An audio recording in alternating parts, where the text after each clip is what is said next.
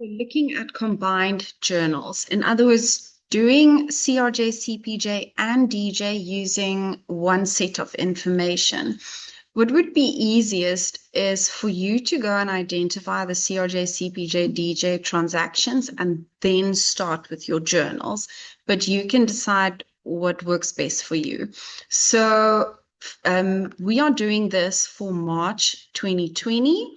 And it says that the business uses a markup of 25% on cost. So unless stated otherwise in the transaction, you must always use 25% on cost to calculate either sales or cost of sales.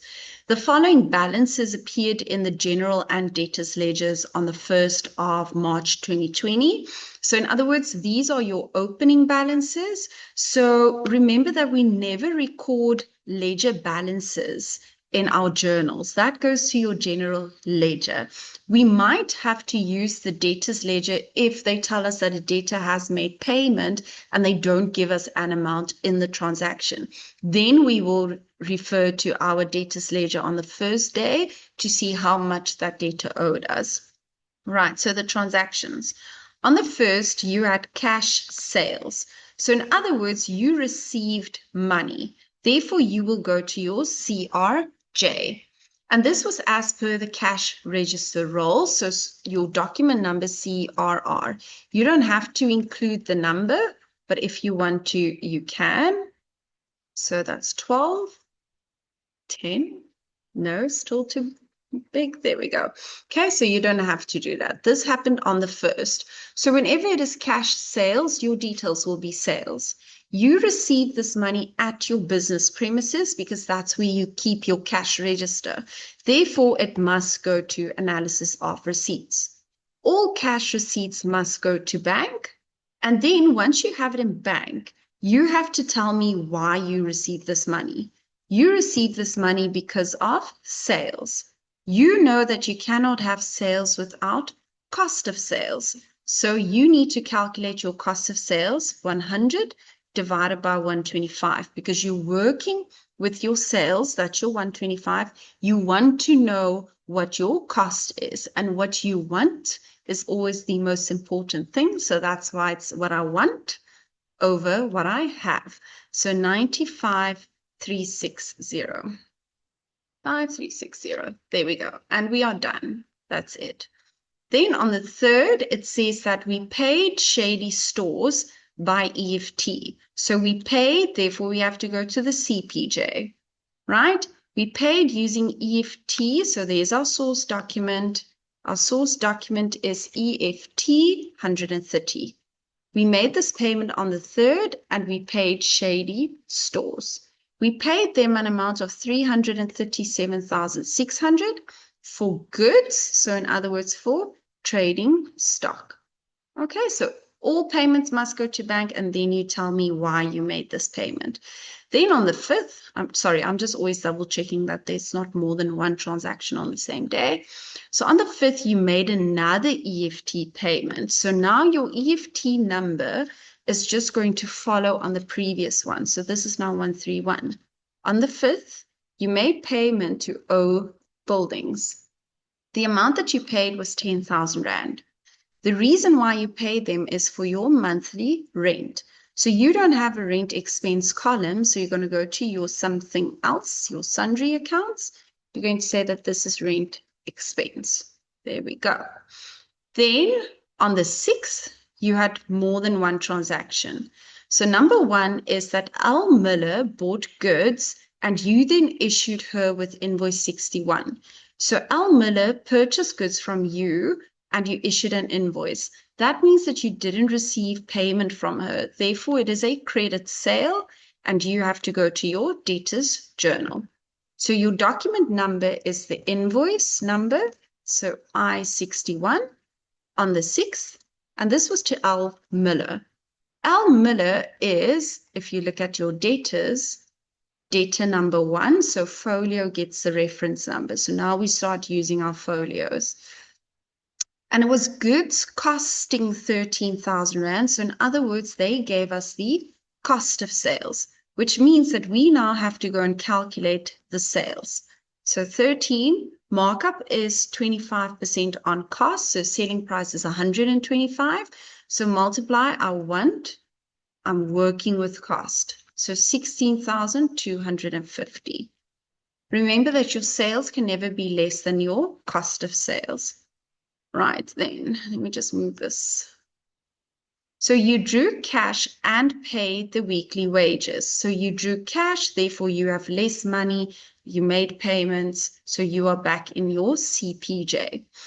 You drew cash, you saw that on your bank statement. So you didn't make an EFT payment, you withdrew it. So you'll see on your bank statement cash withdrawal, right? This happened on the 6th and you withdrew cash.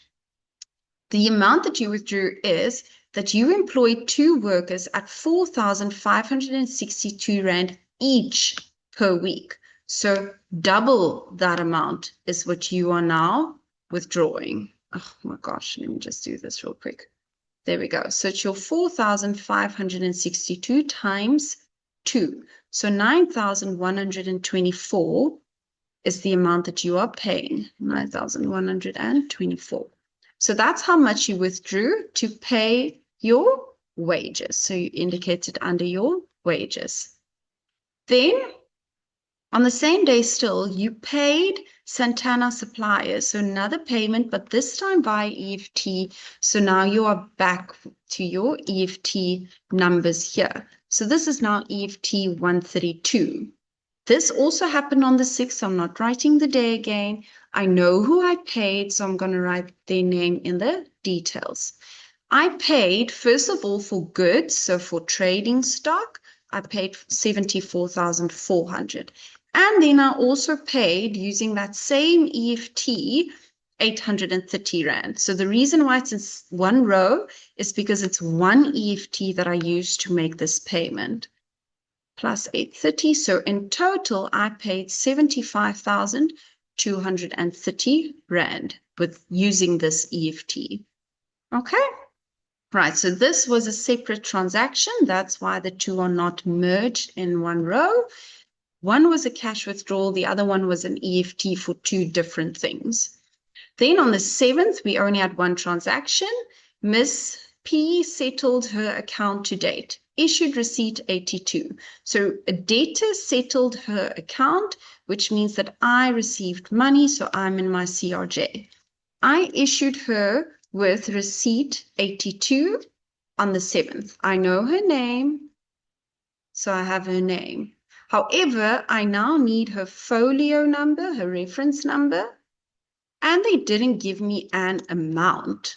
So that means that whatever she owed me on day 1, because I don't have any new credit sales for her, it means that she's now settling that amount. So in other words, I received 8,500.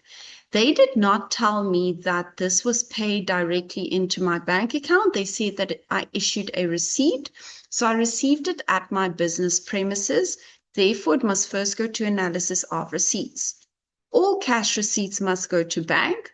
This is not a new credit sale. It's a debtor paying her account. Therefore, it goes to debtors control. Okay. On the 10th, merchandise sold for cash. So we are still in our CRJ, and this is now another CRR. If you are opting for the numbers, then you just follow on the previous invoice number that you had there. Sorry, I just need to again adjust this. There we go. This happened on the 10th, and it is sales because it is cash register roll.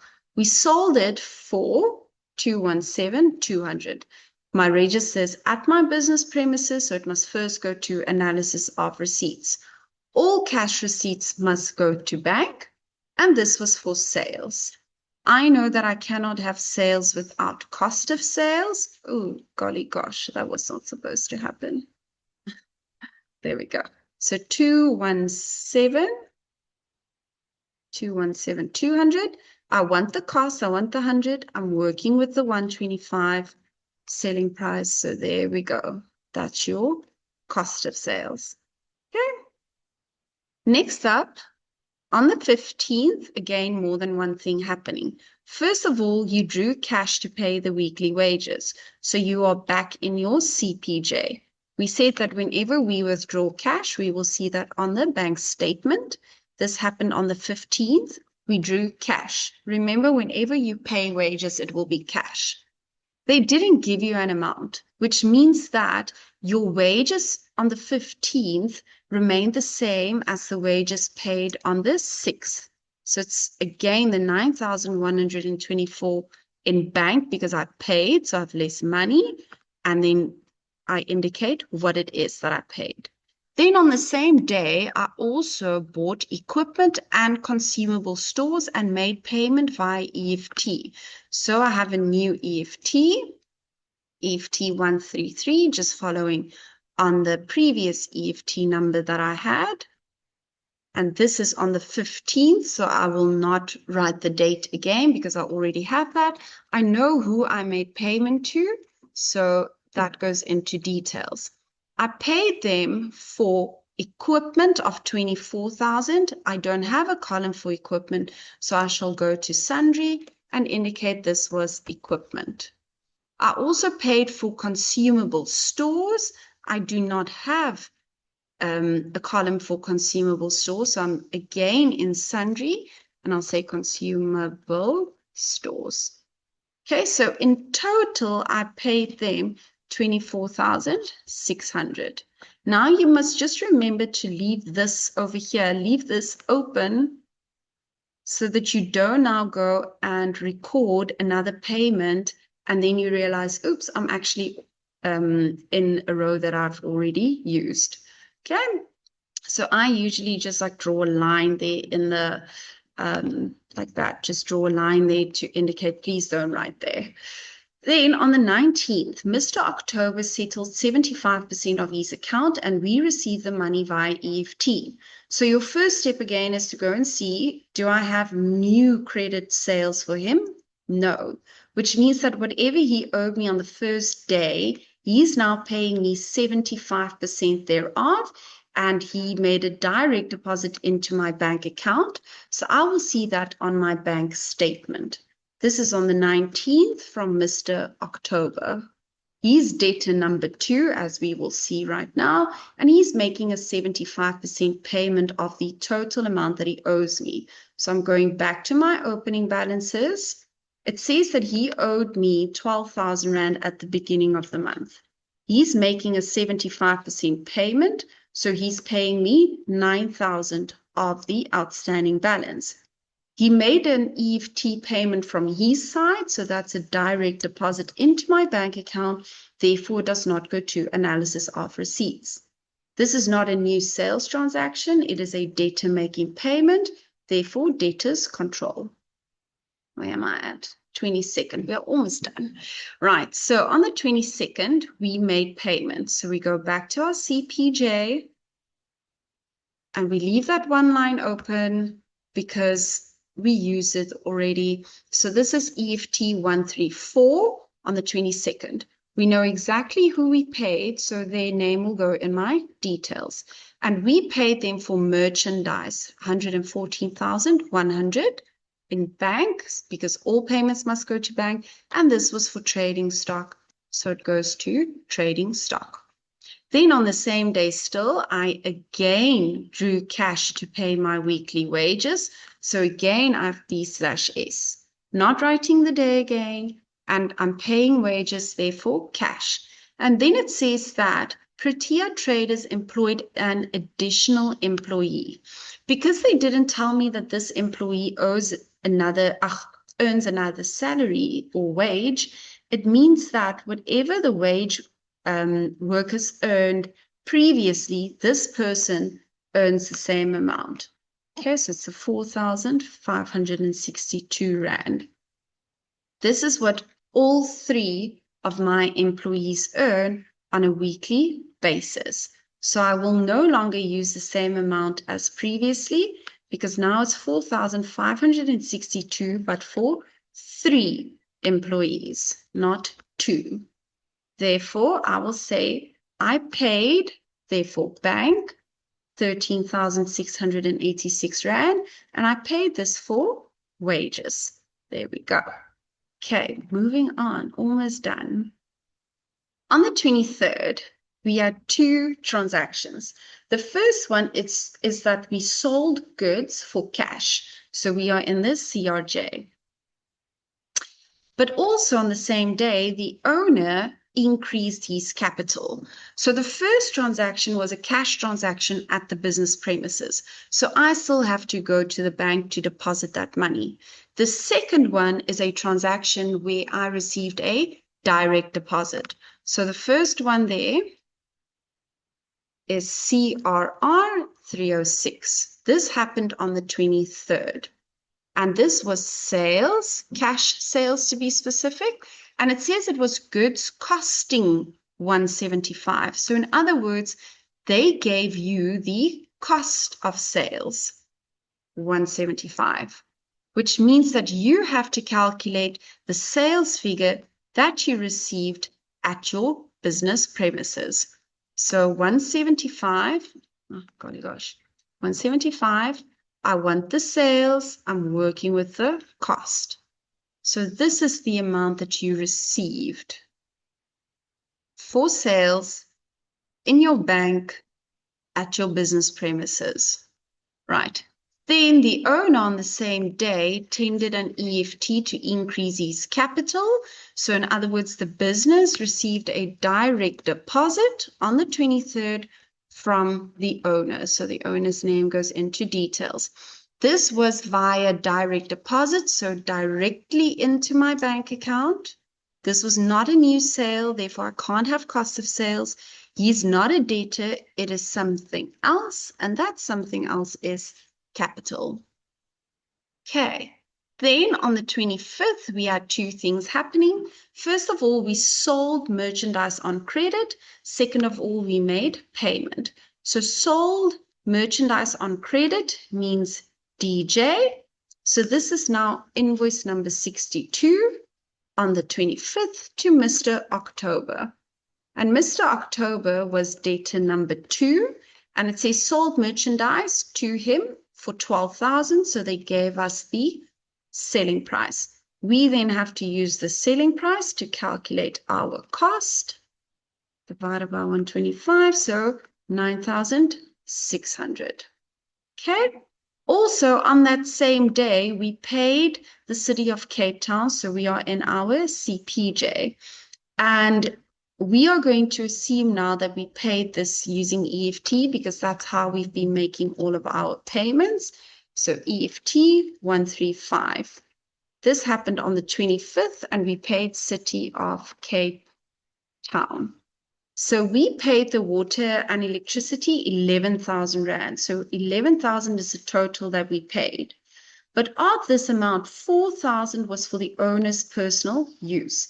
And remember that we need to split the business expenses and the owner's personal payments that we are making. So 4,000 was for the owner. I don't have a column for drawings. Remember, whenever we pay something on behalf of the owner, it is drawings. Don't have a column for that, so I shall go to sundry and indicate drawings. Then whatever was paid more than the 4,000, so the 7,000 Rand was for the business's water and electricity. I do not have a column for that, so I go to sundry, water and electricity. Okay, lovely. There we go. Next, on the 28th, paid the wages for the week. So on the 28th, I paid wages. So that means that I had to withdraw money to pay my wages, cash. They didn't now say anything about changing the wages again, which means that whatever I paid prior to this payment is what I'm paying again. So it must first go to bank, and then I must indicate what it is that I'm paying. Then the last one is on the 30th. We issued an invoice, nothing about payment. Therefore, it is a credit sale on the 30th to Al Miller again. She's debtor 1. And we issued the invoice for 33,000 Rand, which means that we have to calculate our cost of sales using our sales. So 26,400. Okay, so just remember that you must please total your journals. In other words, calculate the total per column and write that at the bottom. The only column that we do not total is our analysis of receipts, and that is combined CRJ, CPJ, and DJ.